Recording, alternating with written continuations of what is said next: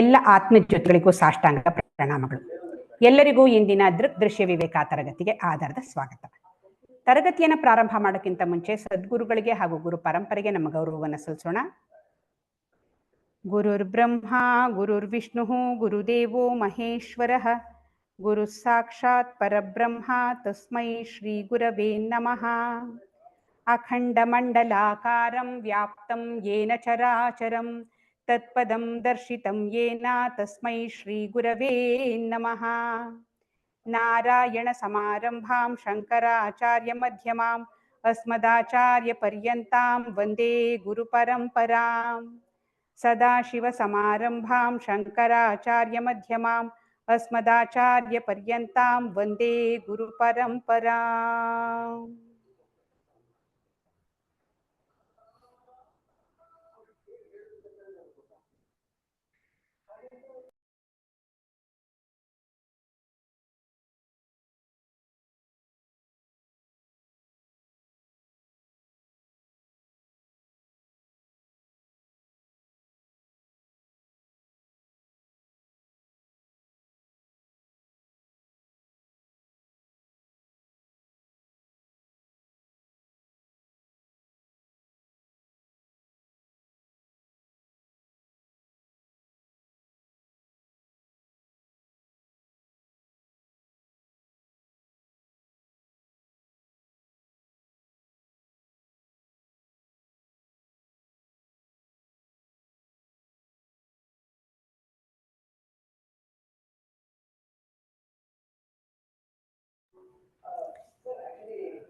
ಕಳೆದ ತರಗತಿಯಲ್ಲಿ ನಾವು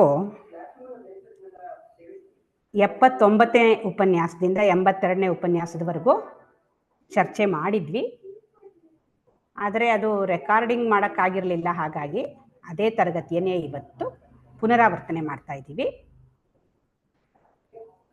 ಈಗ ಮೊದಲನೇ ಪ್ರಶ್ನೆ ಸುಜಿಯಾ ಅವರಿಗೆ, ಸರ್ವಾತ್ಮ ಭಾವ ಎಂದರೇನು?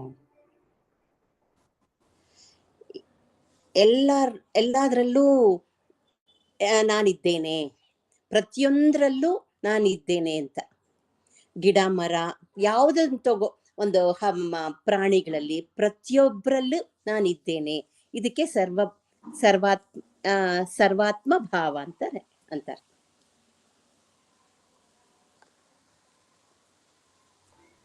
ಕರೆಕ್ಟು.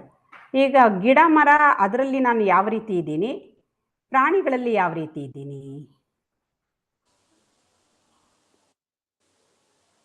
ಎಲ್ಲ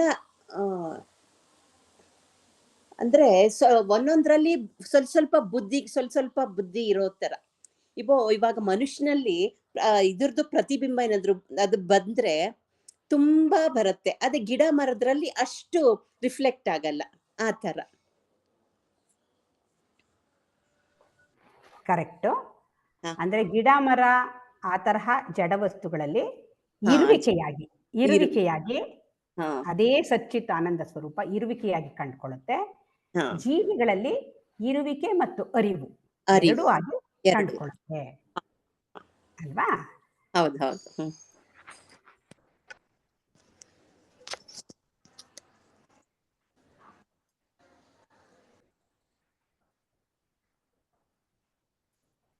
ಎರಡನೇ ಪ್ರಶ್ನೆ ಸಾವಿತ್ರಿ ಅವರಿಗೆ, ಆತ್ಮಜ್ಞಾನಕ್ಕೂ ಸಿದ್ಧಿಗೂ ಏನು ವ್ಯತ್ಯಾಸ? ಇವುಗಳಿಂದ ಏನು ಪ್ರಯೋಜನ? ಅಂದ್ರೆ ಸಿದ್ಧಿಗಳಿಂದ ಏನು ಪ್ರಯೋಜನ? ಸಿದ್ಧಿಗಳಿಂದ ಏನು ಪ್ರಯೋಜನ ಇಲ್ಲ. ಯಾಕೆಂದ್ರೆ ಅದು ಕ್ಷಣಿಕ, ಅದು ಬಂದು ಹೋಗ್ತಾ ಇರೋವಂಥದ್ದು. ಆತ್ಮಜ್ಞಾನ ಅಂತಂದ್ರೆ ನಮ್ಮನ್ನು ನಾವು ಅರ್ಥಕೊಳ್ಳೋದು. ಅದು ಜ್ಞಾನ ಬಂದ ತಕ್ಷಣ ಅಜ್ಞಾನ ಹೋಗಿ ಆತ್ಮ ಭಾವನೆಯಲ್ಲಿ ನಿಲ್ಲೋದು ಅಂತ.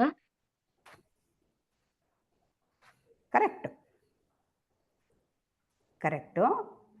ಆತ್ಮಜ್ಞಾನ ಅಂತಂದ್ರೆ ನಮ್ಮನ್ನು ನಾವು ತಿಳ್ಕೊಳ್ಳೋದು. ಆತ್ಮಜ್ಞಾನ ಆದಾಗ ಏನು ಉಪಯೋಗ ಆಗತ್ತೆ ನಮ್ಗೆ?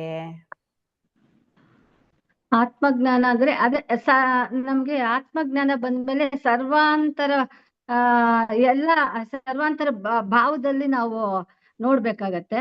ಅದ್ ಬಂದ್ಬಿಡತ್ತೆ ಆತ್ಮಜ್ಞಾನ ಬಂದ್ಮೇಲೆ. ಸರ್ವಾಂತರ ಎಲ್ಲಾ ಕಡೆ ಭಗವಂತ ಇದ್ದಾನೆ ಅಂತ, ನನ್ನಲ್ಲೇ ಅಲ್ಲ ಹೊರಗೂ ಇದ್ದಾನೆ, ಹೊರಗೂ ಇದ್ದಾನೆ. ಪ್ರತಿಯೊಂದು ವಸ್ತುವಿನಲ್ಲೂ ಒಂದು ಅರಿವಿನ ರೂಪನಲ್ಲೂ ಇರುವಿನ ರೂಪನಲ್ಲೂ ಇರ್ತಾನೆ ಸರ್ವಾಂತರ್ಯಾಮಿಯಾಗಿ. ಅದನ್ನ ಬೇರ್ಪಡಿಸಕ್ಕಾಗಲ್ಲ ಅಂತ ನಾವು ಅದನ್ನೆಲ್ಲ ಆ ಜ್ಞಾನ ಬಂದ್ಮೇಲೆ ಅದೆಲ್ಲ ನಾವು ತಿಳ್ಕೊಬಹುದು. Correct, 100% correct. ಅದರಿಂದ ಪ್ರಯೋಜನ ಯಾವ ರೀತಿ ಆಗುತ್ತೆ ಅಂದ್ರೆ ಮೊದ್ಲು ಕೆಲಸ ಮಾಡ್ತಾ ಇರ್ತೀವಿ, ಆಮೇಲೆ ಆ ಒಂದು ಭಗವಂತನ ಭಾವನೆಯಲ್ಲಿ ನಾವು ಕೆಲ್ಸನ ಮಾಡ್ತಾ ಇರ್ತೀವಿ. ನಾನ್ ಮಾಡೋನಲ್ಲ, ಭಗವಂತ ನಡೆಸ್ಕೊಂಡು ಹೋಗ್ತಾ ಇದ್ದಾನೆ ಅನ್ನೋ ಒಂದು ಭಾವನೆನಲ್ಲಿ ಇರ್ತೀವಿ. ಮೊದ್ಲಂದ್ರೆ ದೇಹ ಭಾವನೆ ಇರತ್ತೆ, ದೇಹ ಭಾವನೆ ಇರಲ್ವಾ. ಆತ್ಮ ಜ್ಞಾನ ಬಂದ್ಮೇಲೆ ಆತ್ಮ ಭಾವನೆಯಲ್ಲಿ ನಾವು ಆ ಕೆಲ್ಸನ ಅದು ನಡೀತಾ ಇರತ್ತೆ. ಅದು ನಾವೆಲ್ಲ ಮಾಡ್ತಾ ಇರೋದು, ಅದು ಭಗವಂತ ನಡೆಸ್ತಾ ಇರ್ತಾನೆ, ಅದು ನಡೀತಾ ಇರತ್ತೆ ಅಂತ. ಅದು ಕೂಡ ಕರೆಕ್ಟ್, ಎಲ್ಲಾನು ಸರಿನೇ. ಒಂದು ಚಿಕ್ಕ ಪಾಯಿಂಟ್ ಏನು ಅಂದ್ರೆ ಮನಸ್ಸು ಶಾಂತ ಆಗ್ಬಿಡುತ್ತೆ. ಕರೆಕ್ಟ್. ನೀವು ಹೇಳಿದ್ದೆಲ್ಲವೂ ಕರೆಕ್ಟೇ, ಅದು ಯಾವುದು ತಪ್ಪಿಲ್ಲ, ಎಲ್ಲ ಕರೆಕ್ಟ್. ಇದು ಒಂದು ಅಡಿಷನ್ ಮಾಡ್ಕೋಬೇಕಷ್ಟೇ. ಇವಾಗ ಮೊದಲು ನಾನ್ ಬೇರೆ ಅದು ಬೇರೆ, ನಾನ್ ಬೇರೆ ಇದು ಬೇರೆ ಅಂತ ಚಿಟಿ ಚಿಟಿ ಚಿಟಿ ಚಿಟಿ ಎನ್ನುತ್ತೆ ಅಲ್ವಾ. ಯಾವಾಗ ಒಂದ್ಸರ್ತಿ ಇರೋದು ನಾನು ಮಾತ್ರವೇ, ಎಲ್ಲೆಲ್ಲೂ ನಾನೇ ಇದ್ದೀನಿ, ಅಲ್ಲೂ ನಾನೇ ಇದ್ದೀನಿ, ಇಲ್ಲೂ ನಾನೇ ಇದ್ದೀನಿ, ಇರೋದು ನಾನ್ ಮಾತ್ರ ಅಂತಾದಾಗ ಇನ್ಯಾರ ಹತ್ರ ಜಟಾಪಟಿ ಕಾಳಗ ಎಲ್ಲ ಇರಲ್ವಲ್ಲ. ಅವ್ರೇನೋ ಅಂದ್ರು, ಇವ್ರೇನೋ ಅಂದ್ರು, ಯಾಕೆಂದ್ರೆ ಅವರು ನಾನೇನೆ ಅಲ್ವಾ. ಹಂಗಾದಾಗ ಮನಸ್ಸು ಶಾಂತ ಆಗೋಗುತ್ತೆ. ಇದು ಮುಖ್ಯವಾದ ಪ್ರಯೋಜನ ಆತ್ಮಜ್ಞಾನದಲ್ಲಿ ಬರುವಂಥದ್ದು. ಆಮೇಲೆ ವಿಶ್ವ ಪ್ರೇಮ ಅದೆಲ್ಲ ನೀವು ಬೇರೆ ಹೇಳಿದ್ದೆಲ್ಲ ಸರಿ. ನಾನು ಮಾಡೋವನಲ್ಲ, ಅದು ಆ ಮಾಡೋವನಲ್ಲ ಅಂತ ಆದಾಗ್ಲೂ ನಮ್ಗೆ ಟೆನ್ಷನ್ ಇರಲ್ಲ ನೋಡಿ. ಇವಾಗ ನಾನೇ ಮಾಡ್ಬೇಕು ಅಂದಾಗ ಅಯ್ಯೋ ಸರಿಯಾಗುತ್ತೋ ಇಲ್ವೋ, ಏನಾಗುತ್ತೋ ಏನೋ ಆತಂಕ ಇರುತ್ತೆ. ದೇವ್ರು ಮಾಡಿಸ್ಕೊಂಡು ಹೋಗ್ತಾನೆ ಅಂದಾಗ ಆತಂಕ ಇರಲ್ಲ. ನಡ್ಸ್ಕೊಂಡು ಹೋಗ್ತಾನಪ್ಪ, ಸರ್ವಶಕ್ತಿಮಾನವನು, ಅವನಿಗೆ ಗೊತ್ತಿಲ್ಲದೆ ಇರೋದು ಯಾವ್ದು, ನಡ್ಸ್ಕೊಂಡು ಹೋಗ್ತಾನೆ ಅನ್ನೋ ತರ ಇದ್ರೆ ಅವಾಗ ಏನ್ ಟೆನ್ಷನ್ ಇರಲ್ಲ. ಅದು ನಮ್ದೇನು ಇಲ್ವಲ್ಲ, ಕೊಡೋನು ಅವನೇ. ಏನಾದ್ರು ಬಂದ್ರು ಅಷ್ಟೇ, ಲಾಭ ಆಗ್ಲಿ ನಷ್ಟ ಆಗ್ಲಿ ದುಃಖ ಆಗ್ಲಿ ಸುಖ ಆಗ್ಲಿ ಪ್ರತಿಯೊಂದಕ್ಕೂ ಈ ಜ್ಞಾನ ಬಂದ್ಮೇಲೆ ಆ ಭಾವನೆ ಬಂದ್ಬಿಡತ್ತೆ. ಆ ತರ ನಡ್ಕೊಂಡು ಹೋಗೋದು, ಅದೇ ಈ ಶಾಂತತೆ ಅನ್ನೋದು ಒಂದು, ಅದು ಎಲ್ಲ ಒಂದೇ. ಆತ್ಮ ಭಾವನೆ ಅಂತಂದ್ರೆ ಅವರು ಒಂದೇ, ನಾನು ಒಂದೇ, ಪ್ರಾಣಿ ಪಶು ಪಕ್ಷಿ ಎಲ್ಲ ಒಂದೇ ಅನ್ನೋ ಭಾವನೆ ಒಂದು ಇರತ್ತೆ ಅಂತ ಚೆನ್ನಾಗಾಗ್ತಾ ಇತ್ತು. ಆಮೇಲೆ ಸಿದ್ಧಿಗಳಿಂದ ಏನು ಪ್ರಯೋಜನ ಇಲ್ಲ ಅನ್ಬಿಟ್ರಿ. ಪ್ರಯೋಜನ ಇಲ್ಲದೆ ಹೋದ್ರೆ ಅದನ್ನ ಯಾಕೆ ಪಡ್ಕೋತಾರೆ ಎಲ್ಲರೂ? ಸಿದ್ಧಿಗಳು ಅದು ಒಂದು ಹಲವಾರು ರೀತಿಯಿಂದ ತಿಳ್ಕೊಂತವ. ಈ ಬುಕ್ ಓದೋದ್ರಿಂದ ಆಗ್ಲಿ, ಬೇರೆ ಬೇರೆ ಕೇಳೋದ್ರಿಂದ ಆಗ್ಲಿ ಎಲ್ಲ ತಿಳ್ಕೊಂಡಿರ್ತೀವಿ. ಅದು ಅಷ್ಟೊಂದು ಕ್ಲಾರಿಟಿ ಬಂದಿರಲ್ಲ ಆ ಜ್ಞಾನದಿಂದ, ಆ ಸಿದ್ಧಿಗಳಿಂದ. ಆ ಜ್ಞಾನನ ಕ್ಲೀನ್ ಆಗಿ ತಿಳ್ಕೊಳಕ್ಕಾಗಲ್ಲ, ಅರ್ಥ ಮಾಡ್ಕೊಳಕ್ಕಾಗಲ್ಲ ಅಂತ ಆತ್ಮಜ್ಞಾನನ. ಸಿದ್ಧಿಗಳು ಅದು ಬರುತ್ತೆ, ಅದು ಅಂದ್ರೆ ಅದ್ ಗೊತ್ತಾಗ್ತಾ ಇರತ್ತೆ. ಓ ಇದು ಈ ತರ ಒಂದು ಅನುಭವ ಆಗಿದೆ, ಇದೇ ಏನು ಆತ್ಮ ಅಂತ ನಾವು ತಿಳ್ಕೊಂಡ್ಬಿಡ್ತೀವಿ. ಅದು ಅಲ್ಲ ಅನ್ನೋ ಒಂದು, ಅದು ಬಂದು ಹೋಗತ್ತೆ ಅಂತ ನಾವು ಈ ಗುರುಗಳು ಹೇಳೋ ಮಾತುಗಳಿಂದ, ವೇದಾಂತದಿಂದ ಎಲ್ಲ ಗೊತ್ತಾಗತ್ತೆ ಅಂತ. ಈಗ ನೀವು ಹೇಳಿದ್ದು ಒಂದು ಡೈರೆಕ್ಷನ್ ಇಂದ ಕರೆಕ್ಟ್, ಬಟ್ ಸಿದ್ಧಿಗಳು ಅನ್ನೋದಕ್ಕೆ ಅದು ಉತ್ತರ ಅಲ್ಲ. ಸಿದ್ಧಿಗಳು ಅಂತಂದ್ರೆ ಏನು ಅಂದ್ರೆ, ಸಿದ್ಧಿಗಳು ಅಂದ್ರೆ ಕ್ಷಣಿಕ ಅಲ್ವಾ ಮೇಡಮ್? ಅದು ಖಂಡಿತ ಹೌದು. ಏನದು ಸಿದ್ಧಿಗಳು ಅಂದ್ರೆ? ಇವಾಗ ಫಾರ್ ಎಕ್ಸಾಂಪಲ್ ಉದಾಹರಣೆ ಕೊಡಿ, ಸಿದ್ಧಿಗೊಂದು ಉದಾಹರಣೆ. ಸಿದ್ಧಿ ಅಂದ್ರೆ ನಾನು ಆ ಒಂದು ಜ್ಯೋತಿನ ನೋಡ್ದೆ ಅಂತ, ಒಂದು ಶಕ್ತಿಯನ್ನು ಪಡ್ಕೊಂಡೆ ಅಂತ, ಏನೋ ಒಂದು ಮಂತ್ರ ಏನೋ ಒಂದು ಹೇಳಿರ್ತಾರೆ, ಅದನ್ನ ಅವ್ರು ಹೇಳಿರೋ ರೀತಿನಲ್ಲಿ ಮಾಡ್ಕೊಂತ ಹೋದ್ರೆ ಒಂಥರ ಶಕ್ತಿ ಬರತ್ತೆ. ಅದನ್ನೇ ನಾವು ಕರೆಕ್ಟು ಅಂತ ಹೋಗ್ಬಿಡ್ತೀವಿ. ಅದು ನಿಜ ಶಕ್ತಿ ಅನ್ನೋದ್ರಲ್ಲಿ. ಕರೆಕ್ಟ್. ಈಗೇನಂದ್ರೆ ನೀವು ಹೇಳಿದ ಹಾಗೆ ಆತ್ಮಜ್ಞಾನ ಮುಖ್ಯ. ಆತ್ಮಜ್ಞಾನ ಪಡ್ಕೊಳ್ಬೇಕು ಅಂತ ನಾವು ಸಾಧನೆ ಮಾಡ್ತಾ ಇರುವಾಗ ಹಲವಾರು ಸಿದ್ಧಿಗಳು ಬರುತ್ತೆ. ಸಿದ್ಧಿಗಳು ಹೇಗೆ ಬರುತ್ತೆ ಅಂದ್ರೆ ಮನಸ್ಸನ್ನು ನಾವು ಒಂದು ಶಿಸ್ತಿಗೆ ಒಳಪಡಿಸಿ ಅದನ್ನ ಚೆನ್ನಾಗಿ ಪಳಗಿಸ್ತೀವಲ್ಲ, ಹಾಗೆ ಪಳಗಿಸಿದಾಗ ಕೆಲವು ಸಿದ್ಧಿಗಳು ಬರುತ್ತೆ. ಇವಾಗ ನೀವು ಒಂದು ಹೇಳಿದ್ರಿ, ಏನು ಯಾವುದೋ ಒಂದು ಶಕ್ತಿ ಬರುತ್ತೆ. ಹೌದು, ಅಂದ್ರೆ ಇವಾಗ ನನಗೆ ಸಾವಿತ್ರಮ್ಮನವ್ರ ಮನಸ್ಸಿನಲ್ಲಿ ಏನಿದೆ ಅನ್ನೋದು ನಂಗೆ ತಿಳಿಯುತ್ತಪ್ಪ, ಅದು ಆ ಥರ ಒಂದು ಸಿದ್ಧಿ. ಆಮೇಲೆ ನಾನು ನೀರ್ ಮೇಲೆ ನಡಿತೀನಿ, ನಾನು ನೀರ್ ಮೇಲೆ ಎಷ್ಟು ಪ್ರವಾಹ ಇರ್ಲಿ ಏನೇ ಇರ್ಲಿ ಚಕ ಚಕ ಚಕ ಚಕ ರೋಡ್ ಮೇಲೆ ನಡ್ಕೊಂಡು ಹೋದಂಗೆ ನಡ್ಕೊಂಡು ಹೋಗ್ಬಿಡ್ತೀನಿ ನಾನು. ಅದು ಒಂದು ಸಿದ್ಧಿ. ಇವಾಗ ರಾಮಕೃಷ್ಣ ಪರಮಹಂಸರ ಹತ್ರ ಒಬ್ನು ಬರ್ತಾನೆ, ಅವನು ಬಂದು ಹೇಳ್ತಾನೆ, ನೋಡಿ ನಾನು ನೀರ್ ಮೇಲೆ ನಡೆಸ್ತೀನಿ. ಹಾ ಹೌದಾ, ತೋರ್ಸಪ್ಪ. ಸರಿ, ಗಂಗೆ ಹತ್ರ ಹೋಗ್ತಾರೆ.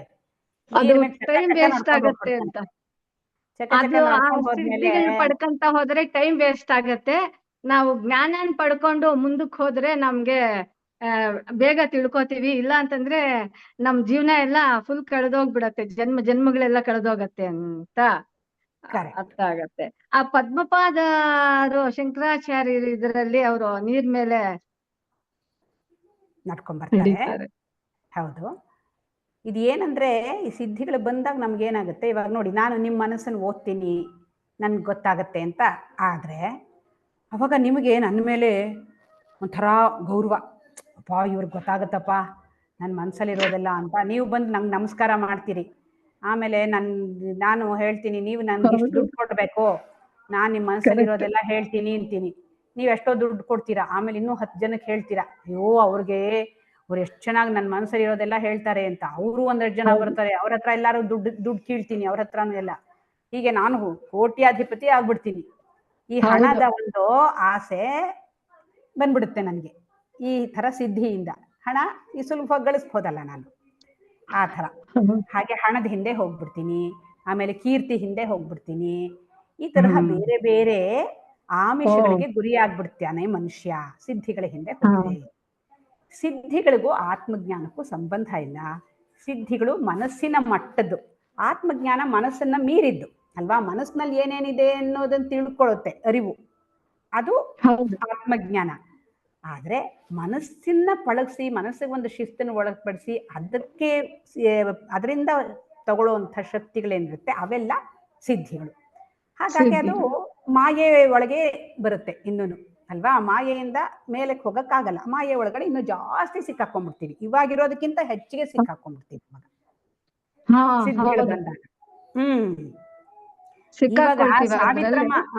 ಇವಾಗ ಸಾವಿತ್ರಮ್ಮ ಆಗಿರ್ತೀರಿ ಬರೀ, ಆವಾಗ ಗ್ರೇಟ್ ಸಾವಿತ್ರಮ್ಮ ಆಗ್ಬಿಡ್ತೀರಿ. ಯಾಕೆಂದ್ರೆ ನಿಮ್ಗೆ ಎಲ್ಲಾರ ಮನಸ್ಸು ಓದಕ್ ಬರ್ತಾ ಇರುತ್ತೆ. ಏನ್ ಸಾವಿತ್ರಮ್ಮ ಅಂದ್ರೆ ಏನಪ್ಪಾ ಅಂತಿಂಥವ್ರಲ್ಲ ಇವರು ಅಂತ ಎಲ್ಲಾರು ಹೊಗಳ್ತಾರಲ್ವಾ. ಹೊಗಳ್ತಾರೆ, ಜನಗಳು ಹೊಗಳ್ತಾರೆ, ಗುಂಪಾಗಿ ಬರ್ತಾರೆ, ಪ್ರಚಾರ ಆಗತ್ತೆ, ಹೆಸರು ಬರುತ್ತೆ, ಏನೇನೋ ಇರುತ್ತೆ. ಹೌದು. ಹಂಗಾಗಿ ಸಿದ್ಧಿಗಳ ಕಡೆಗೆ ನೀವು ವಾಲ್ಬಾರ್ದು, ನಿಮ್ಗೆ ಆತ್ಮಜ್ಞಾನದ ಕಡೆಗೆ ಗಮನ ಇಟ್ಕೊಂಡು ಹೋಗ್ಬೇಕು ಅಂತ ಈ ಒಂದು ವೇದಾಂತ ಸದ್ಗುರುಗಳು ಎಚ್ಚರಿಸ್ತಾರೆ. ಬೇಕಾದಷ್ಟು ಸಿದ್ಧಿಯಿಂದನೂ ಪ್ರಯೋಜನ ಇದೆ, ಎಲ್ಲ ವ್ಯಾವಹಾರಿಕ ಜಗತ್ತಿನಲ್ಲಿ ಪ್ರಯೋಜನ ಇದೆ.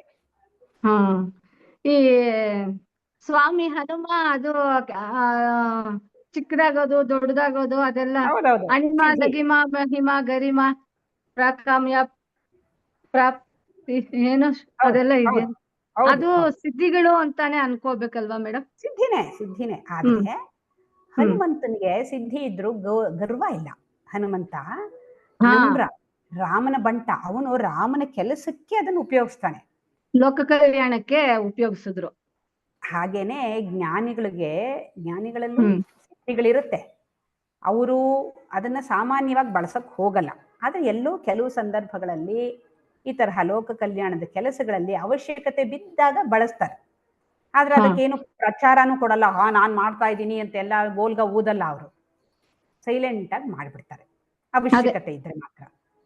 ಹಾಗಾದ್ರೆ ಸಿದ್ಧಿಗಳು ಕೆಲ್ಸಕ್ಕೆ ಬರತ್ತೆ, ಆ ಲೋಕ ಕಲ್ಯಾಣದ ಕೆಲಸವಾಗಿ ನಾವು ಮಾಡ್ತಾ ಹೋದ್ರೆ ಅದರಿಂದನೂ ಪ್ರಯೋಜನ ಇದೆ, ಒಳ್ಳೇದಾಗತ್ತೆ. ಆಗತ್ತೆ. ಬರೀ ಎಲ್ಲೋ ಅಪರೂಪಕ್ಕೆ ಬಳಸ್ತಾರ ಅವರು. ಆದ್ರೆ ಬೇರೆ ಜನ, ಹಾ, ಹಾ. ನಮ್ಗೆ ಇನ್ನೂ ಆತ್ಮಜ್ಞಾನ ಬರದೇ ಇರೋ ಜನ, ಹ್ಮ್. ಅವರು ಸಿದ್ಧಿಗಳನ್ನ ಈ ಲೌಕಿಕ ಲಾಭಗಳಿಗಾಗಿ ಬಳಸ್ಕೊತಾರೆ. ಹಾ, ಲೌಕಿಕ ಲಾಭಕ್ಕಾಗಿ ಬಳಸಬಾರದು, ಅದನ್ನ ಬಳಸಬಾರದು. ಸಮಯ ವ್ಯರ್ಥ ಕೀರ್ತಿ, ಆಗತ್ತೆ. ಕೀರ್ತಿ, ಹಣ, ಹಿಂದೆ ಈ ತರಹದ್ದು. ಹೊಟ್ಟೋಗ್ಬಿಡ್ತೀವಿ ನಾವು. ಹಾ, ಹೌದು, ಸಿಕ್ಕಾಕೋತೀವಿ, ಬಂಧನದಲ್ಲಿ ಸಿಕ್ಕಾಕೋತೀವಿ. ಸಿಕ್ಕಾಕೋತೀವಿ.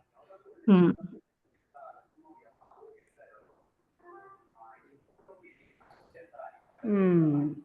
ಮತ್ತೆ ಪದ್ಮಾ ಅವರು 34ನೇ ಶ್ಲೋಕ ಹೇಳ್ಬಿಟ್ಟು ವಿವರಣೆ. ಅವಚ್ಛಿನ್ನಸ್ಯ ಜೀವಸ್ಯ ಪೂರ್ಣೇನ ಬ್ರಹ್ಮಣೈಕತಾಂ ತತ್ವಂ ಅಸ್ಯಾದಿ ವಾಕ್ಯಾನಿ ಜಗುರ್ನೇತರ ಜೀವಯೋಹೋ. ಇಲ್ಲಿ ಶರೀರದಲ್ಲಿ ಶುದ್ಧ ಚೈತನ್ಯ ಅನ್ನೋದು ಪಾರಮಾರ್ಥಿಕ ಜೀವ. ನಾವು ಈಗಾಗ್ಲೇ ತಿಳ್ಕೊಂಡಿದೀವಿ ಪಾರಮಾರ್ಥಿಕ ಜೀವ, ವ್ಯಾವಹಾರಿಕ ಜೀವ ಮತ್ತೆ ಪ್ರಾತಿಭಾಸಿಕ ಜೀವ ಅಂತ. ವ್ಯಾವಹಾರಿಕ ಜೀವದಲ್ಲಿ ಅದೇ ನಾನು ಹೆಂಗಸು ಗಂಡಸು ಅಂತ ನಾವು ಎಲ್ಲ ವ್ಯವಹಾರದಲ್ಲಿ ಬೆಳಗಿಂದ ಜಾಗೃತ ಅವಸ್ಥೆಯಲ್ಲಿ ನಾವು ಒಂದೊಂದು ಪಾತ್ರಗಳನ್ನು ಮಾಡುತ್ತಾ ಏನ್ ಮಾಡ್ತೀವ ಅದು ಈ ಪ್ರಾತಿಭಾಸಿಕ ಪಾರಮಾರ್ಥಿಕ ಜೀವದ ಮೇಲೆ ಆರೋಪವನ್ನ ಮಾಡುತ್ತೆ. ಮತ್ತೆ ನಾವು ನಿದ್ದೆ ಮಾಡ್ತೀವಿ, ಅಲ್ಲಿ ಕನಸು ಬೀಳುತ್ತೆ. ಆವಾಗ ಬೇರೆಯದೇ ಪ್ರಪಂಚ, ಬೇರೆಯದೇ ಜೀವ, ಬಾಡಿ ಇರುತ್ತೆ. ಅಲ್ಲಿ ಕನಸಿನ ಲೋಕದಲ್ಲಿ ಕನಸಿನ ಜೀವಿಯಾಗಿ ನಾನು ವ್ಯವಹಾರ ಮಾಡ್ತೀನಿ ಅಲ್ಲಿ. ಅದು ಈ ವ್ಯಾವಹಾರಿಕ ಜೀವದ ಮೇಲೆ ಆರೋಪವನ್ನ ಮಾಡುತ್ತೆ. ಇವು ಎರಡೂನು ಈ ಪಾರಮಾರ್ಥಿಕ ಜೀವ ಇರುವುದರಿಂದ ಮಾತ್ರವೇ ಅವು ಕಾಣಿಸ್ಕೊಳ್ಳೋದು. ಅವಕ್ಕೆ ತಮ್ಮದೇ ಆದ ಅಸ್ತಿತ್ವ ಇರುವುದಿಲ್ಲ. ಈ ನಾನು ಅನ್ನುವುದು ಈ ಪಾರಮಾರ್ಥಿಕ ಜೀವವೇ ಆಗಿದೆ. ಆದರೆ ಪಾರಮಾರ್ಥಿಕ ಜೀವಕ್ಕೆ ಅದರ ಅರಿವು ನಾನು ಅನ್ನುವುದು ಅರಿವು ಇಲ್ಲ. ಅದು ಹೇಗೆ ಗೊತ್ತಾಗೋದು ಅಂತಂದ್ರೆ ಈ ವೇದಾಂತ ವಾಕ್ಯ ತತ್ವಂ ಅಸಿ ಅನ್ನುವ ವಾಕ್ಯದಿಂದ ತಿಳ್ಕೊಳ್ಬೇಕಾಗತ್ತೆ. ಯಾತಕ್ಕೆ ಅಂತಂದ್ರೆ ಅದು ಪಾರಮಾರ್ಥಿಕ ಜೀವ ಆಗಿದ್ರೆ ಅದು ಗೊತ್ತಿರ್ಬೇಕಲ್ಲ. ಅಂತಂದ್ರೆ ನಾವು ಮೊದಲನೇ ಶ್ಲೋಕದಲ್ಲೇ ತಿಳ್ಕೊಂಡಿದೀವಿ, ಯಾವುದು ದೃಕ್ ಆಗಿರುತ್ತೋ ಅದನ್ನ ತನ್ನನ್ನ ತಾನು ನೋಡ್ಕೊಳ್ಳೋದಕ್ಕೆ ಸಾಧ್ಯ ಇಲ್ಲ. ಏನಿದ್ರು ದೃಶ್ಯವನ್ನು ಮಾತ್ರ ನೋಡ್ಬಹುದು. ಹಾಗೆ ಈ ಒಂದು ಮನಸ್ಸಿನ ಮೇಲೆ ಪ್ರತಿಫಲನವಾದಾಗ ಚಿದಾಭಾಸವಾಗಿ ಈ ವ್ಯಾವಹಾರಿಕ ಜೀವಿಯಾಗಿ ವ್ಯವಹಾರ ಮಾಡಿರುತ್ತೆ. ಅದನ್ನ ಈ ಪಾರಮಾರ್ಥಿಕ ಜೀವ ನೋಡೋದಕ್ಕೆ ಸಾಧ್ಯವಿದೆ. ಆದ್ರೆ ಪಾರಮಾರ್ಥಿಕ ಜೀವವೇ ತನ್ನನ್ನು ತಾನು ನೋಡ್ಕೊಳ್ಳೋದಕ್ಕೆ ಸಾಧ್ಯವಿಲ್ಲ. ಇದು ಕೇವಲ ಈ ಒಂದು ವೇದಾಂತ ವಾಕ್ಯದಿಂದ ತತ್ವಂ ಅಸಿ ಅನ್ನೋದರಿಂದ ತಿಳ್ಕೊಳ್ಳೋದಕ್ಕೆ ಸಾಧ್ಯ ಇದೆ. ಅಂದ್ರೆ ನಾನು ಈ ದೇಹದಲ್ಲಿರುವಂತಹ ಪಾರಮಾತ್ಮಿಕ ಜೀವ ಈ ಹೊರಗಡೆ ಬೃಹತ್ ಆದಂತಹ ಒಂದು ಜಗತ್ತಿನಲ್ಲಿ ಎಲ್ಲ ಕಡೆಯೂ ಹರಡಿರುವಂತಹ ಒಂದು ಆತ್ಮ ಏನಿದೆ ಅದು ಎರಡು ಒಂದೇ. ಅದೇ ನಾನು ಅನ್ನೋದು ಬೇರೆ ಬೇರೆ ಇಲ್ಲ. ಎಲ್ಲ ಕಡೆ ಹರಡಿರುವಂತಹದ್ದು ಬ್ರಹ್ಮನ್ ಅನ್ನೋದೇ ನಾನು ಅನ್ನುವುದು ತಿಳಿಸ್ಕೊಡುತ್ತೆ. ಅಂದ್ರೆ ಇದರಲ್ಲಿ ನೀನು ಪರಮಾತ್ಮ ಎರಡು ಒಂದೇ ಅನ್ನುವ ಒಂದು ವಿಷಯವನ್ನ ಅದಕ್ಕೆ ತಿಳಿಸ್ಕೊಡುತ್ತೆ. ಇದು ಏನಿದ್ರು ವ್ಯಾವಹಾರಿಕ ಜೀವ ಮತ್ತೆ ಪ್ರಾತಿಭಾಸಿಕ ಜೀವಕ್ಕೆ ಅಲ್ಲ ಈ ಒಂದು ಸಂದೇಶವನ್ನು ಕೊಡ್ತಾ ಇರೋದು. ಈ ಪಾರಮಾರ್ಥಿಕ ಜೀವ ಅದು ಸುಮ್ನೆ ಆಗೋಗಿದೆ, ನಾನು ಏನು ಅನ್ನೋದು ಅದು ಗೊತ್ತಿಲ್ಲ.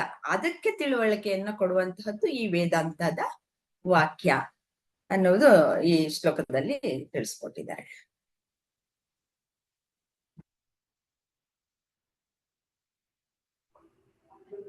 ಬಹಳ ಚೆನ್ನಾಗಿ ಹೇಳಿದ್ರಿ. Thank you. ಮುಂದಿನ ಪ್ರಶ್ನೆ ಶೀಲಾ ಅವ್ರಿಗೆ. ಶುದ್ಧವಾದ ನಾನುವನ್ನು ನೋಡಲು ಸಾಧ್ಯವೇ? ಇಲ್ಲ ಅಂತ ಆದಲ್ಲಿ ಅದನ್ನು ತಿಳಿಯುವ ಬಗೆ ಹೇಗೆ? ಶುದ್ಧವಾದ ನಾನು ಅನ್ನೋದನ್ನ ನೋಡ್ಬೇಕಾದ್ರೆ ನಾವು ಈ ಅಹಂ ಅನ್ನೋದನ್ನ ಬಿಡ್ಬೇಕಾಗತ್ತೆ. ಅಂದ್ರೆ ಶುದ್ಧವಾದ ಯಾವುದು ಅಂತ ಅಂದಾಗ ನಾವು ಸಾಧನೆ ಮೂಲಕ ನಾವು ಸಾಧನೆ ಮಾಡಬೇಕಾಗತ್ತೆ. ಈ ದೇಹ ನಾನಲ್ಲ, ಈ ಮನಸ್ ನಾನಲ್ಲ, ಈ ಬುದ್ಧಿ ನಾನಲ್ಲ ಅನ್ನೋ ಒಂದು ತತ್ವವನ್ನ ನಾವು ಅರ್ಥಕೊಂಡಾಗ ಆ ಶುದ್ಧ ಜ್ಞಾನವನ್ನ ನಾವು ಪಡ್ಕೊಳ್ಳೋದಕ್ಕೆ ಸಾಧ್ಯ ಆಗತ್ತೆ. ಆಗ ನಾವು ಆತ್ಮಜ್ಞಾನವನ್ನ ತಿಳಿಬಹುದು. ಅದೇ ಎಲ್ಲ ಕಡೆ ಏನಿದೆ ಇದೆಲ್ಲವೂ ಆ ಬ್ರಹ್ಮನೇ. ಎಲ್ಲಾ ಕಡೆ ಈ ಬ್ರಹ್ಮ, ನನ್ನ ಜೀವದಲ್ಲೂ ನಾನು ಅನ್ನೋದು ಆ ಬ್ರಹ್ಮನೇ, ಮತ್ತೆ ಈ ಪ್ರಪಂಚದಲ್ಲಿ ಎಲ್ಲ ಕಡೆ ಹರಡಿರೋದು ಆ ಬ್ರಹ್ಮನೇ ಅನ್ನೋದು ಇದರಿಂದ ನಮಗ್ ಗೊತ್ತಾಗತ್ತೆ. ಈ ಶುದ್ಧ ಆತ್ಮಜ್ಞಾನ ಬಂದಾಗ ನಮ್ಗೆ ಅದರ ಅರಿವಾಗತ್ತೆ. ಕರೆಕ್ಟ್.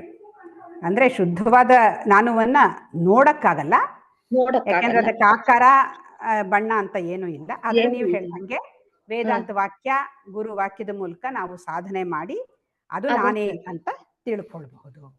ಚೆನ್ನಾಗಿ ಹೇಳಿದ್ರಿ. ಮುಂದಿನ ಪ್ರಶ್ನೆ ಸಂಧ್ಯಾ ಪರಮೇಶ್. ಆತ್ಮಜ್ಯೋತಿ ಎನ್ನುವುದು ಸೂರ್ಯನ ಬೆಳಕಿನ ಹಾಗೆ ಬೆಳಕೆ? ಇಲ್ಲ, ಆತ್ಮಜ್ಯೋತಿ ಅನ್ನೋದು ಅದು ಗುರೂಜಿನೇ ಹೇಳಿದ್ದಾರೆ, ದಗದಗ ಅಂತ ಉರಿಯೋಲ್ಲ. ಅದು ಆತ್ಮಜ್ಯೋತಿ ಅನ್ನೋದೇನೋ ಆತರ ಇಲ್ಲ. ನಾವು ಅದನ್ನ ಮೂಢತ್ವದಿಂದ ಅನ್ಕೋತೀವಿ ಅಷ್ಟೇ. ಅದು ಜ್ಯೋತಿ ಇಂದ ಕ್ಷಣಕ್ಕೆ ಅದು ಆತರ ಅಲ್ಲ. ಆತ್ಮಜ್ಯೋತಿ ಅನ್ನೋದೇನ್ ಆತರ ಇಲ್ಲ. ಅದು ಶುದ್ಧ ಚೈತನ್ಯ, ಬ್ರಹ್ಮ ಚೈತನ್ಯವೇ ಅದು. ಅದು ನಮ್ಗೆ ಅರಿವಿಗ್ ಬರುತ್ತೆ, ಕಾಣಿಸಲ್ಲ. ನಾವು ದೃಕ್ಕಾಗಿರ್ತೀವಿ, ದೃಶ್ಯವಾಗಿರೋದಿಲ್ಲ. ಹಾಗಾಗಿ ಅದು ನಮ್ಗೆ ನಮ್ಮಲ್ಲೇ ಇರುತ್ತೆ. ಅದನ್ನ ನಾವು ವೇದಾಂತ ಜ್ಞಾನದ ಮೂಲಕ ಕಂಡುಕೊಳ್ಬೇಕು. ಈ ದೇಹ ನಾನಲ್ಲ, ಮನಸ್ಸು ನಾನಲ್ಲ, ಬುದ್ಧಿ ನಾನಲ್ಲ ಅನ್ನೋದನ್ನ ನಾವು ದೃಕ್ಕಾಗಿದ್ದುಕೊಂಡು ದೃಶ್ಯ ರೂಪದಲ್ಲಿ ಅದನ್ನೆಲ್ಲ ನೋಡ್ತಾ ಬಂದಾಗ ಈ ನಮ್ ಕಣ್ಣಿಗೆ ಕಾಣದೇ ಇರ್ತಕ್ಕಂತ ಆತ್ಮವೇ, ಬ್ರಹ್ಮ ಚೈತನ್ಯವೇ ನಾನು ಅನ್ನೋದನ್ನ ಸದ್ಗುರುಗಳ ಮೂಲಕ ಆತ್ಮಜ್ಞಾನವನ್ನು ಪಡ್ಕೊಂಡು ವೇದಾಂತ ಜ್ಞಾನವನ್ನ ಸರಳವಾಗಿ, ಸುಂದರವಾಗಿ ಪ್ರಭುಗಳಿಂದ ಒಂದೊಂದೇ ಸರಳ ಸೂತ್ರಗಳನ್ನ ಪಡ್ಕೊಂಡು ಕಲಿತಾ ಹೋಗೋದು. ಕರೆಕ್ಟ್. ಆತ್ಮಜ್ಯೋತಿ ಅನ್ನೋದು ಬೆಳಕಲ್ಲ, ಆದ್ರೆ ಅದು ಅರಿವು. ಸೂರ್ಯನ ಬೆಳಕಲ್ಲಿ ಹೇಗೆ ವಸ್ತುಗಳಿರೋದು ತಿಳಿಯುತ್ತೋ ಅದೇ ರೀತಿ ಅರಿವು ಇದ್ದಾಗ ವಸ್ತು ಇದೆ ಅಥವಾ ವಸ್ತು ಇಲ್ಲ ಅನ್ನೋದೆರಡೂ ಕೂಡ ನಮ್ಗೆ ತಿಳಿಯುತ್ತೆ. ಒಂದ್ ನಿಮಿಷ, ಒಂದಿಬ್ರನ್ನ ಕೋ ಹೋಸ್ಟ್ ಮಾಡ್ಬಿಡ್ತೀನಿ, ಮರ್ತೋಯ್ತು.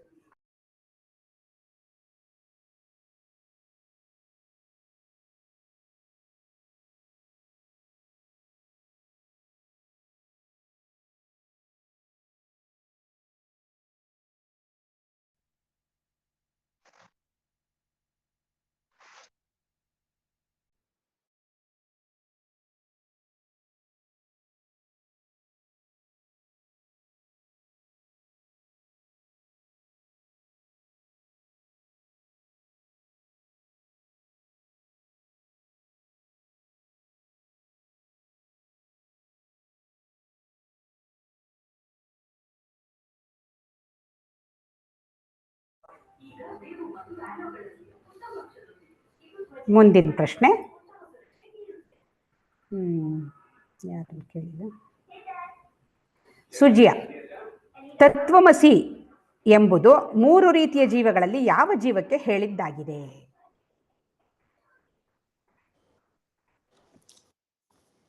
ತತ್ವಮಸಿ ಇದು ಪಾರಮಾತ್ಮಿಕ ಜೀವಕ್ಕೆ, ಅದಕ್ಕೆ ಹೇಳಿದೆ.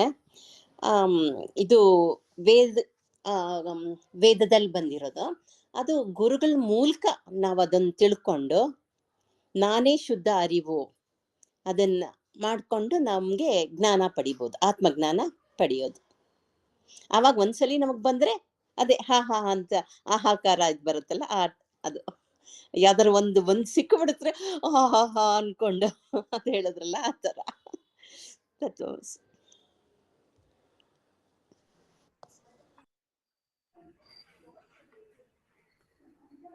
ವ್ಯಾವಹಾರಿಕ ಹಾಗೂ ಪ್ರಾತಿಭಾಸಿಕ ಜೀವಿಗಳು ಬಂದು ಹೋಗ್ತಾ ಇರುತ್ತವೆ, ಹಾಗಾಗಿ ಅವು ಸೀಮಿತವಾದವು. ಹಾಗಾಗಿ ಅವುಗಳಿಗೆ ಚೈತನ್ಯ ನೀಡುವಂಥ ಪಾರಮಾರ್ಥಿಕ ಜೀವ ಅದು ನಾನು ಅಂತ ತಿಳ್ಕೊಳ್ಬೇಕು. ಹಾಗಾಗಿ ಪಾರಮಾರ್ಥಿಕ ಜೀವಕ್ಕೆ ಇದು ತತ್ವಮಸಿ ಅನ್ನೋದು ಹೇಳೋದು ಅಂತ. ಸಾವಿತ್ರಮ್ಮನವರು, ಆತ್ಮಜ್ಞಾನವು ಬೇರೆ ಬೇರೆ ರೀತಿಯ ಸಾಧನೆಗಳಿಂದ ತಿಳಿದು ಬರುತ್ತದೆಯೇ?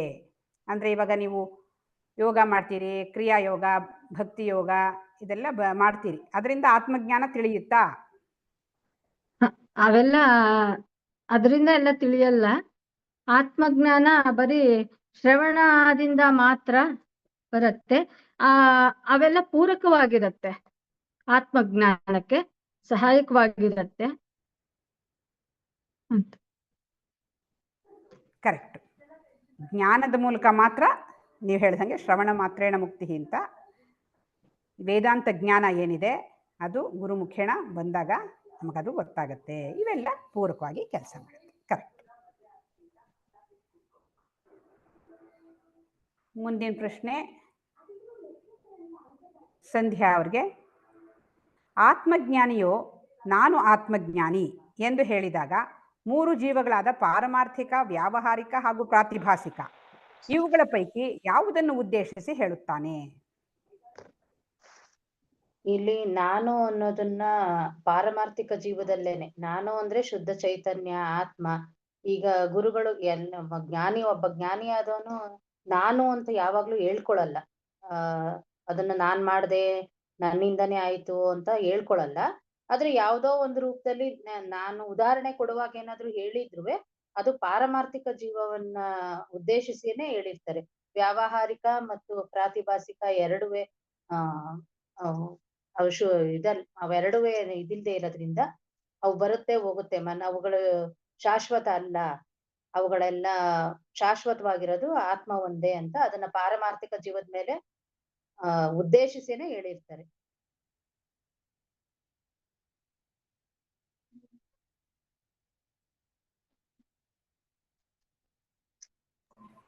ಮುಂದಿನ ಪ್ರಶ್ನೆ ಶೀಲಾ ಅವ್ರಿಗೆ, ಆಧ್ಯಾತ್ಮಿಕ ಜೀವನದಲ್ಲಿ ಆಹಾ ಕ್ಷಣ ಯಾವುದು?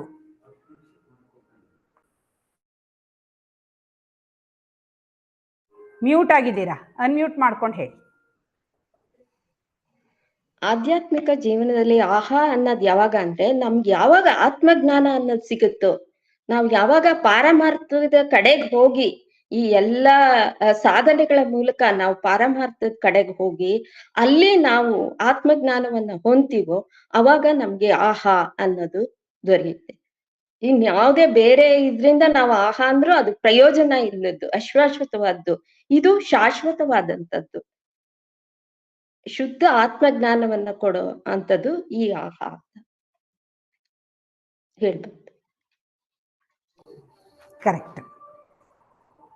ಅವರು ಯಾರೋ ಪಾಪ ಕೇಳಿದ್ದಾರೆ, ಇನ್ನೇನೇನೇನೋ ಮಾಡೋದ್ರಿಂದ ಏನೇನೋ ಎಕ್ಸ್ಪೀರಿಯನ್ಸ್ಗಳಾಗತ್ತಾ, ಆ ಥರ ಎಲ್ಲ ಆಹಾ ಆಹಾ ಅಂತ ಆಗತ್ತಾ ಅಂದರೆ ಅದೆಲ್ಲ ಏನೂ ಅಲ್ಲ. ಈ ಒಂದು ಶುದ್ಧವಾದ ಜ್ಞಾನ ನೀವು ಹೇಳಿದ ಕರೆಕ್ಟು. ಯಾವಾಗ ಒಂದ್ಸರ್ತಿ ನಾನು ಆತ್ಮಸ್ವರೂಪ ಅನ್ನೋ ಒಂದು ಜ್ಞಾನ ಬರುತ್ತೋ ಅದು ಆಹಾ ಅಂತನ್ನೋದು. ಆಮೇಲೆ ಜನ್ಮ ಜನ್ಮಾಂತರ ಸಾಧನೆಯಿಂದ ಆತ್ಮಜ್ಞಾನ ಲಭಿಸುತ್ತೆ ಅನ್ನೋ ಒಂದು ತಪ್ಪು ಗ್ರಹಿಕೆ ಇರುತ್ತೆ. ಅದು ಈ ಕ್ಷಣದಲ್ಲೇ ಆತ್ಮಜ್ಞಾನ, ಶ್ರವಣ ಮಾತ್ರೇಣ ಮುಕ್ತಿ ಅನ್ನೋದ್ರಲ್ಲಿ ಕೂಡ ಆಹಾ ಅಂತ ಅನ್ಸುತ್ತೆ.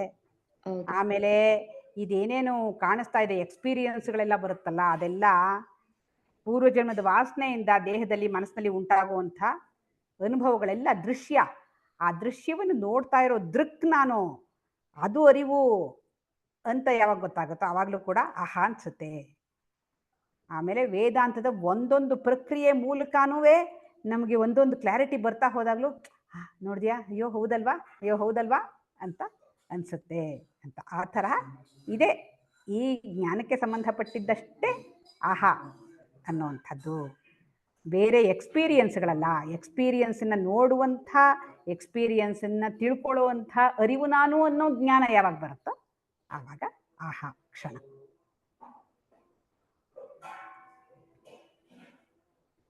ಮುಂದಿನ ಪ್ರಶ್ನೆ ಪದ್ಮಾ ಅವ್ರಿಗೆ, ವೇದಾಂತದ ಡಿಂಡಿಮವೇನು?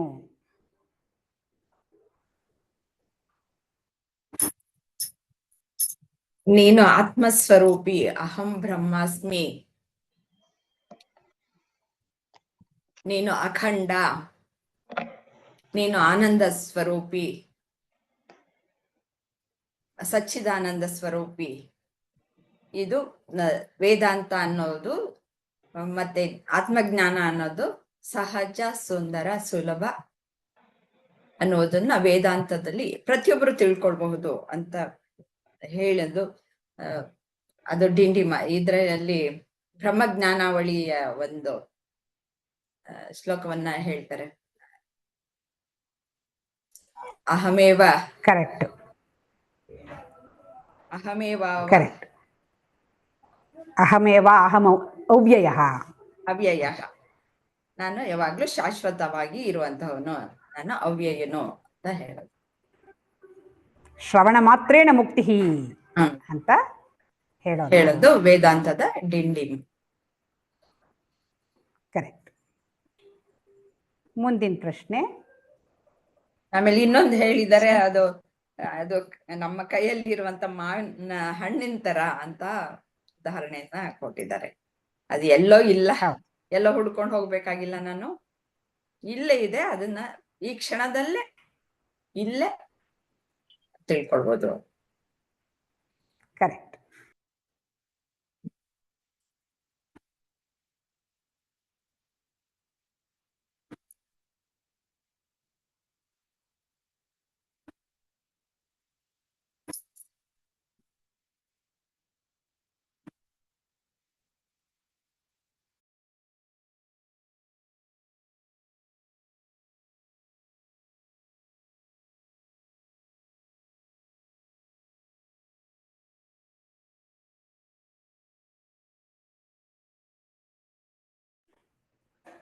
ಮುಂದಿನ ಪ್ರಶ್ನೆ.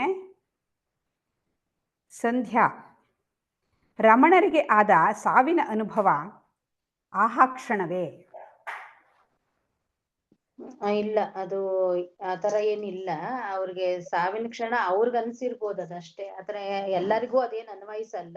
ಅವರು ಪ್ರಯೋಗ ಮಾಡ್ಬೇಕಾದ್ರೆ ಹಾ, ಅದು ಆಮೇಲಿನ ಪ್ರಶ್ನೆ. ಆ ಅನುಭವ ಎಲ್ರಿಗೂ ಅವಶ್ಯಕ ಇದೆಯೇ ಅನ್ನೋದು ಆಮೇಲಿನ ಪ್ರಶ್ನೆ. ಆ ಸಾವಿನ ಅನುಭವ ಆಯ್ತಲ್ಲ, ಅದು ಆಹಾ ಕ್ಷಣನಾ ಅಂತ ಕೇಳ್ತಾ ಇದ್ದಾರೆ ಇಲ್ಲಿ. ಅದ್ರ ಅವಶ್ಯಕತೆ ಇರ್ಲಿಲ್ಲ ಅಂತ ಅಲ್ಲ, ಅದು ಆಮೇಲಿಂದ.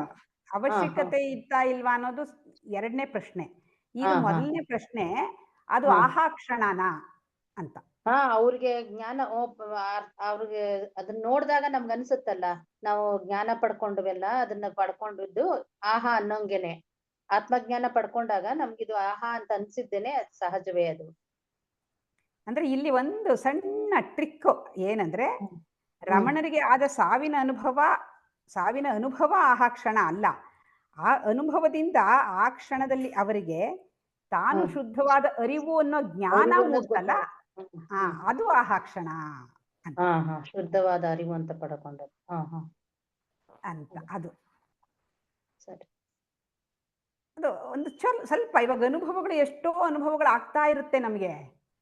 ಆದ್ರೆ ಆ ಅನುಭವ ಆದಾಗ ನಮ್ಗೆ ಆ ಜ್ಞಾನ ಬರಲ್ಲ. ಬಟ್ ಇವ್ರಿಗೆ ಆ ಸಾವಿನ ಅನುಭವ ಆದಾಗ, ಓ ಈ ದೇಹ ಸತ್ತಿತು, ಆದ್ರೆ ನಾನ್ ಸತ್ತಿಲ್ಲ, ನಾನು ಈ ದೇಹ ಸಾಯ್ತಾ ಇರೋದನ್ನ ನೋಡ್ತಾ ಇರುವಂತ ಅರಿವು ಅನ್ನೋದು ಅವ್ರಿಗೆ ಗೊತ್ತಾಯ್ತಲ್ಲ, ಆ ಕ್ಷಣ ಆಹಾ ಕ್ಷಣ ಅಂತ.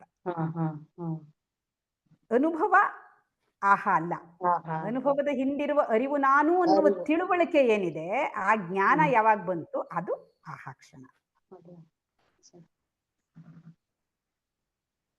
ಮುಂದಿನ ಪ್ರಶ್ನೆ ಸಾವಿತ್ರಿ ಅವರಿಗೆ.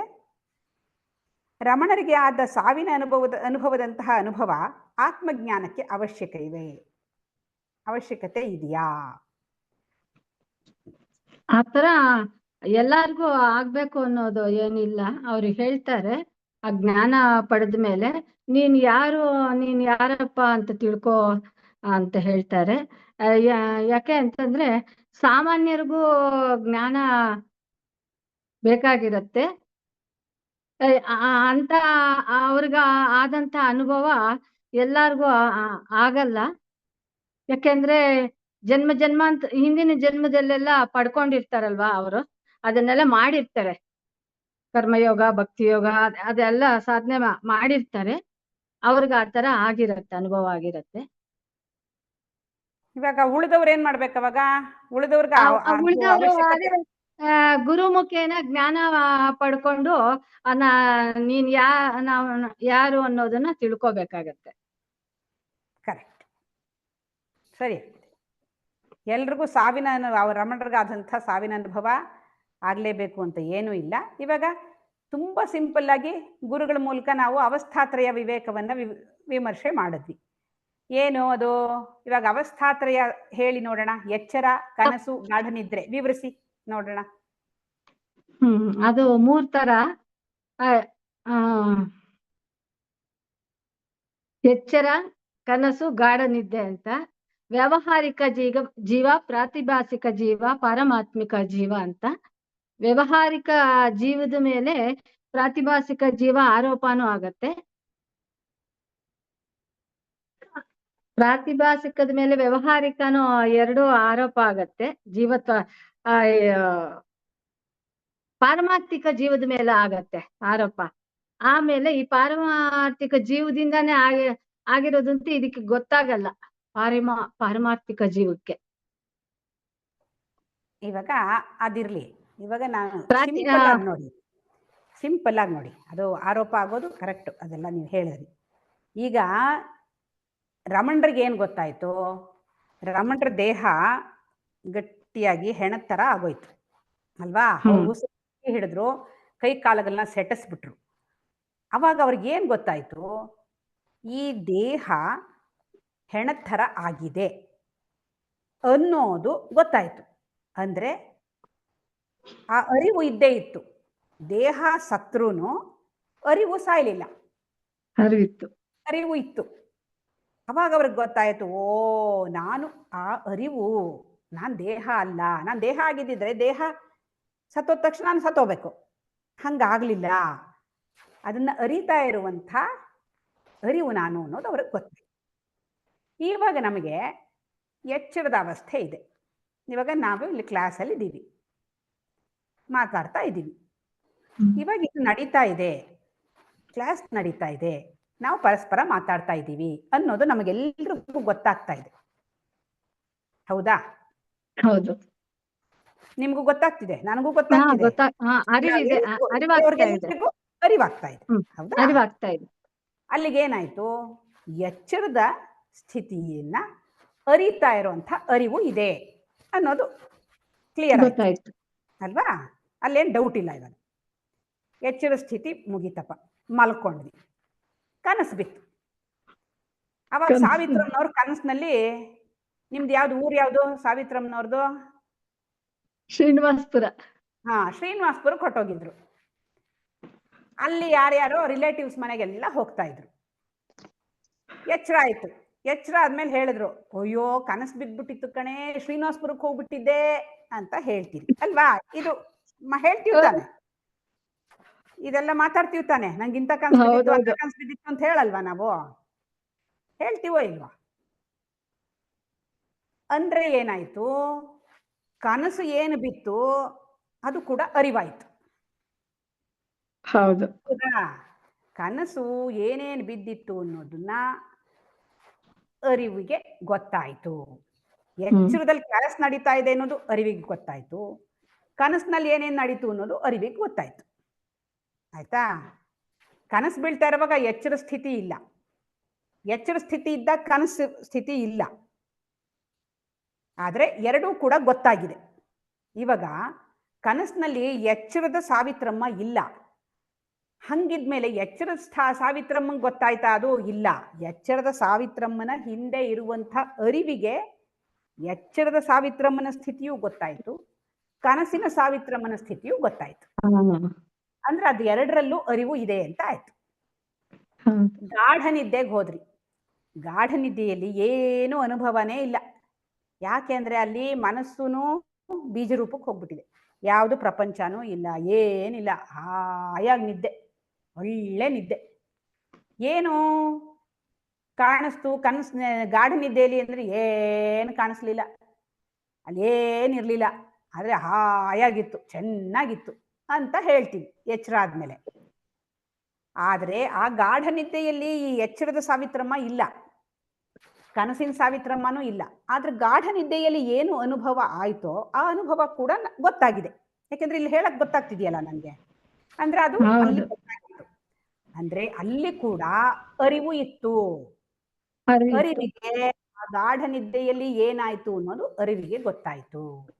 ಹಾಗಾಗಿ ಎಚ್ಚರದಲ್ಲೂ ಅರಿವಿದೆ, ಕನಸಲ್ಲೂ ಅರಿವಿದೆ, ಗಾಢ ನಿದ್ದೆಯಲ್ಲೂ ಅರಿವಿದೆ. ಅದು ಒಂದೇ ಅರಿವು, ಬೇರೆ ಬೇರೆ ಅರಿವಲ್ಲ. ಎಚ್ಚರದ ಸಾವಿತ್ರಮ್ಮ ಬೇರೆ, ಕನಸಿನ ಸಾವಿತ್ರಮ್ಮ ಬೇರೆ, ಗಾಢ ನಿದ್ದೆಯಲ್ಲಿ ಎರಡು ಸಾವಿತ್ರಮ್ಮನೂ ಇಲ್ಲ. ಆದರೆ ಅದು ಮೂರೂ ಅನುಭವಗಳನ್ನು ತಿಳಿತಾ ಇರುವಂಥ ಅರಿವು ಏನಿದೆ ಅದು ಎಲ್ಲ ಸ್ಥಿತಿಗಳಲ್ಲೂ ಇದೆ.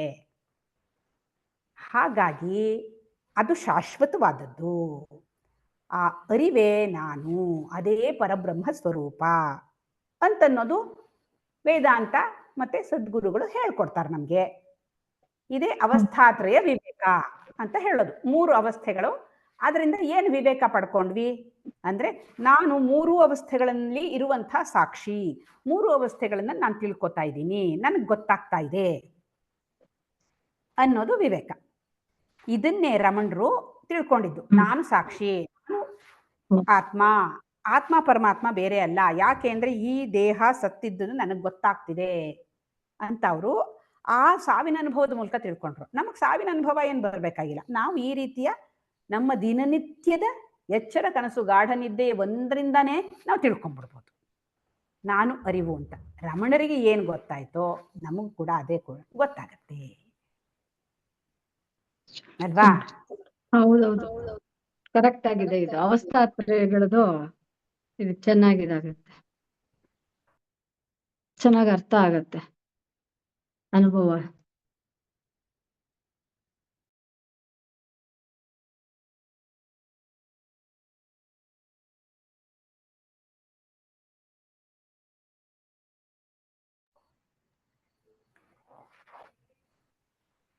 ಹಾಗಾಗಿ ರಮಣರಿಗೆ ಆದ ಸಾವಿನ ಅನುಭವ ಎಲ್ರಿಗೂ ಆಗಲೇಬೇಕು ಅಂತ ಏನೂ ಇಲ್ಲ. ವೇದಾಂತ ನಮಗೆ ಚೆನ್ನಾಗಿ ತಿಳಿಸ್ಕೊಡತ್ತೆ ಅಂತ ಇಲ್ಲಿ ಹೇಳ್ತಾ ಇದ್ದಾರೆ. ಇದರಲ್ಲಿ ಕೊನೆ ಪ್ರಶ್ನೆ ಶೀಲಾ ಅವರಿಗೆ, ಭಾರತ ಎಂದರೇನು? ಬಾ ಅಂದರೆ ನಾನು, ರಥ ಅಂದ್ರೆ ಜ್ಞಾನ. ಅಂದ್ರೆ ಈ ಭಾರತ ದೇಶ ಅನ್ನೋದು ಜ್ಞಾನದ ಆನಂದದಿಂದ ತುಂಬಿದೆ ಅಂತಂದ್ರೆ ಇಲ್ಲಿ ಅಷ್ಟೊಂದು ಧರ್ಮ ಅನ್ನೋದು ಅಷ್ಟೊಂದು ಜಾಸ್ತಿ ಇದೆ ಈ ದೇಶದಲ್ಲಿ. ಇದಕ್ಕೋಸ್ಕರನೇ ಹೊರ ದೇಶಗಳಿಂದ ಬಂದು ನಮ್ಮ ಧರ್ಮವನ್ನ ಇದ್ ಮಾಡಿ ಒಂದು ಮನಸ್ಸಿಗೆ ಒಂದು ಶಾಂತಿಯನ್ನ ಹೊಂದ್ತಾ ಇದ್ದಾರೆ. ಯಾಕೆಂದ್ರೆ ಈ ಧರ್ಮದಿಂದ ಮನಸ್ಸಿಗೆ ಒಂದು ಆನಂದ, ಶಾಂತಿ ಅದ್ ದೊರಕೋದ್ರಿಂದ ನಮ್ಮ ಹಿಂದೂ ಧರ್ಮ ಅನ್ನೋದು ಅಷ್ಟೊಂದು ಅತ್ಯುತ್ತಮವಾದ್ದು. ನಮ್ಮ ಭಾರತ ಅನ್ನೋದು ಅಷ್ಟೊಂದು ದೊಡ್ಡ ಸಂಪ್ರದಾಯದಿಂದ ಕೂಡಿರ್ತಕ್ಕಂಥದ್ದು ಅನ್ನೋದನ್ನ ನಾವು ಹೇಳ್ತೀವಿ. ಭಾ ಅಂದ್ರೆ ಏನಂತ ಹೇಳಿದ್ರಿ ನೀವು? ಬಾ ಅಂದ್ರೆ ನಾನು ಅಂತ ಹೇಳಿ. ಭಾ ಅಂದ್ರೆ ಆತ್ಮಜ್ಞಾನದ ಬೆಳಕು. ಅಂದ್ರೆ ಬೆಳಕು ಅಂದ್ರೆ ಈ ತರ ಬೆಳಕು ಅಂತಲ್ಲ, ಇದೆ ಇವಾಗ ನಾವೇನು ಅರಿವು ನಾನು ಅಂತ ತಿಳ್ಕೊಂಡ್ವಲ್ಲ, ಅದೇ ಭಾ. ಭಾ ಅಂದ್ರೆ ಜ್ಞಾನ. ರಥ ಅಂತಂದ್ರೆ ಆ ಜ್ಞಾನದಲ್ಲಿ ಆನಂದವನ್ನು ಪಡೆಯುವಂಥವ್ರು. ಇವಾಗ ನಮ್ಗೆ ಅರಿವು ನಾನು ಅಂತ ಗೊತ್ತಾದ ತಕ್ಷಣ ನಮ್ಗೆ ಎಷ್ಟು ಸಂತೋಷ ಅಲ್ವಾ? ಅಯ್ಯೋ ಈ ದೇಹ ಮನಸ್ಸು ಬುದ್ಧಿ ನಾನು ಅಂತಿದ್ದಾಗ ಗೋಳಿತ್ತು, ಇವಾಗ ಅದಲ್ಲ ನಾನು ಅಂತ ಆದಾಗ ಎಷ್ಟು ಹಾಯಾಗಿ ಆಗಿ ಹೋಗ್ಬಿಡತ್ತೆ. ಅಂತಹ ಒಂದು ಆನಂದದಲ್ಲಿ ಸದಾ ರಮಿಸ್ತಾ ಇದ್ದಂಥವ್ರು, ಅದರಲ್ಲೇ ಖುಷಿ ಪಡ್ತಾ ಇದ್ದಂಥವ್ರು ಭಾರತೀಯರು ಮೊದಲು. ಅಷ್ಟರ ಮಟ್ಟಿಗೆ ಆತ್ಮಜ್ಞಾನ ಅನ್ನೋದು ಸರ್ವೇ ಸಾಮಾನ್ಯವಾಗಿತ್ತು. ನಾವು ದಿನನಿತ್ಯ ಏನು ಅಡುಗೆ ತಿಂಡಿ ವಿಷಯ ಮಾತಾಡ್ತೀವಿ, ಆ ತರಹ ಆತ್ಮಜ್ಞಾನದ ಚರ್ಚೆಗಳು ನಡೀತಾ ಇತ್ತು. ಎಲ್ಲ ಆತ್ಮಜ್ಞಾನಿಗಳಾಗಿದ್ರು. ಈಗ ಸ್ವಲ್ಪ ಹಾಗೆ ಹೀಗೆ ಆಗಿದೆ. ಆದರೂ ಕೂಡ ಅದು ವೇದಾಂತ ಅನ್ನೋದು ನಮ್ಮಲ್ಲಿ ಇದ್ದೇ ಇದೆ. ಸದ್ಗುರುಗಳು ಇದ್ದಾರೆ, ಆಸಕ್ತರಿಗೆ ಸಿಗ್ತಾರೆ. ಹಾಗಾಗಿ ಈಗಲೂ ಕೂಡ ಅದನ್ನು ಆ ಒಂದು ಆನಂದದಲ್ಲಿ ರಮಿಸೋದಕ್ಕೆ ಸಾಧ್ಯ. ಇದು ಕಳೆದ ಬಾರಿಯ ತರಗತಿಯ ಪುನರಾವರ್ತನೆ. ಇದರಲ್ಲಿ ಯಾರಿಗಾದರೂ ಏನಾದರೂ ಅನುಮಾನಗಳಿದ್ದರೆ ಕೇಳಿ, ಇಲ್ಲ ಅಂದರೆ ಆಮೇಲೆ ರೆಕಾರ್ಡಿಂಗ್ ಸ್ಟಾಪ್ ಮಾಡಿಬಿಟ್ಟು ಆ ಮೆಡಿಟೇಷನ್ ಹೋದ ಸರ್ತಿ ಮಾಡಿದ ಮೆಡಿಟೇಷನ್ನೇ ಇನ್ನೊಂದು ಸರ್ತಿ ನಮಸ್ಕಾರ ಕ್ರಿಯೆ ಅದನ್ನು ಮಾಡೋಣ.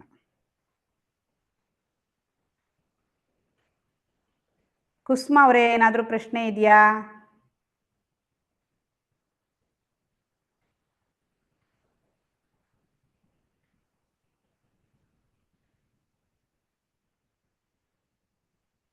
ಸಾವಿತ್ರಮ್ನವರು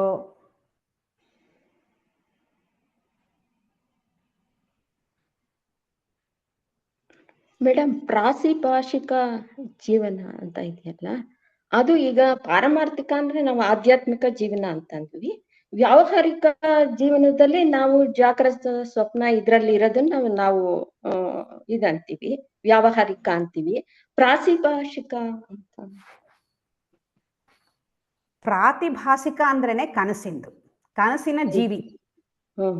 ಎಚ್ಚರದ ಜೀವಿ, ಕನಸಿನ ಜೀವಿ ಮತ್ತು ಇದೆರಡನ್ನು ಮೀರಿರುವಂಥ ಅರಿವು ಏನಿದೆ, ಸಾಕ್ಷಿ ಏನಿದೆ, ಅದು ಪಾರಮಾರ್ಥಿಕ ಜೀವಿ ಅಂತ ಮೂರು ಇದು ಮಾಡ್ತಾರೆ. ಎಚ್ಚರದ, ಇವಾಗ ನೀವು ಶೀಲ, ನೀವು ವ್ಯಾವಹಾರಿಕ ಜೀವಿ.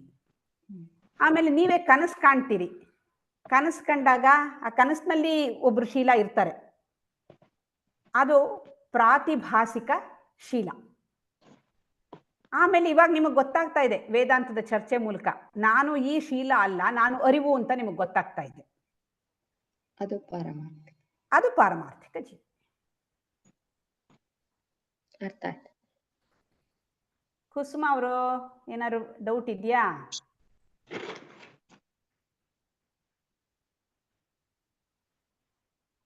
ಮ್ಯೂಟ್ ಅಲ್ಲಿದೆ, ಅನ್ಮ್ಯೂಟ್ ಮಾಡಬೇಕು.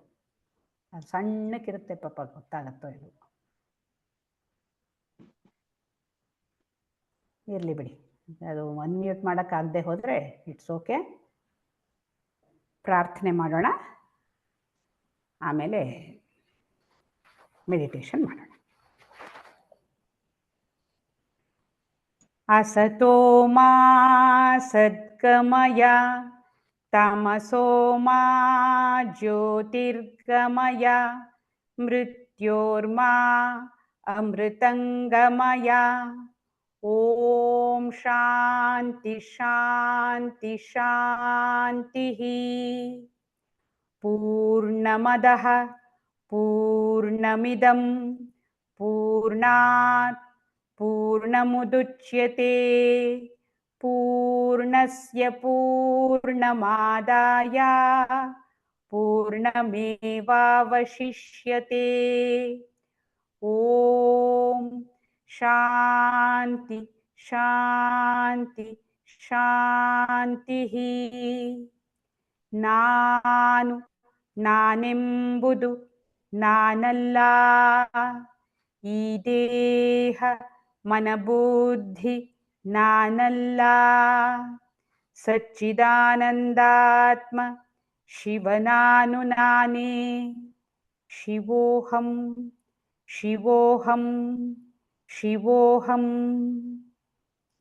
ಆತ್ಮದರ್ಶನಂ ಬ್ರಹ್ಮದರ್ಶನಂ ಬ್ರಹ್ಮದರ್ಶನಂ ಸತ್ಯದರ್ಶನಂ ಸತ್ಯದರ್ಶನಂ. ಅಂತರ್ಜ್ಯೋತಿಃ ಬಹಿರ್ಜ್ಯೋತಿಃ ಪ್ರತ್ಯಗ್ಜ್ಯೋತಿಃ ಪರಾತ್ಪರಾ.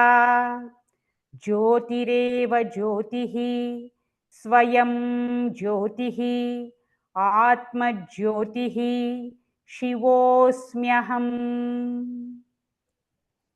ಲೋಕಾಃ ಸಮಸ್ತಾಃ ಸುಖಿನೋ ಭವಂತು. ಲೋಕಾಃ ಸಮಸ್ತಾಃ ಸುಖಿನೋ ಭವಂತು. ಲೋಕಾಃ ಸಮಸ್ತಾಃ ಸುಖಿನೋ ಭವಂತು. ಹರಿಃ ಓಂ ತತ್ಸತ್. ಶ್ರೀ ಗುರುಭ್ಯೋ ನಮಃ.